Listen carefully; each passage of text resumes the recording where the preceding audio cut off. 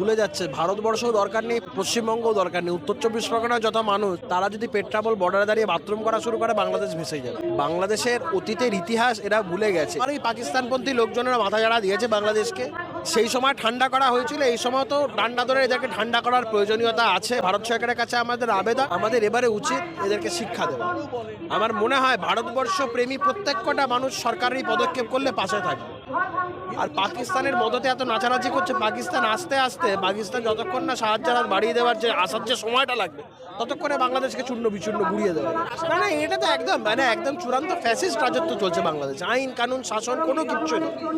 এই ইউনিস বেসিক্যালি, এই ডক্টর ইউনিস, একে এর নোবেল পুরস্কারটার ফেরত নিয়ে নেওয়া উচিত। বহু মানুষ এই আবেদন করেছিলেন, আমরাও বলছি এর পুরস্কারের ফেরত নিয়ে নেওয়া উচিত। ববি হাকিমের এখানে মন টিকছে না, ওকে ওখানে পাঠিয়ে দেওয়া। ওর সংখ্যালঘু সংখ্যাগুরু হওয়ার খুব ইচ্ছা, তো ও ওখানে চলে যাক, ওখানে লুঙ্গি পরে আর সাদা টুপি পরে ঘুরে বেড়াবে।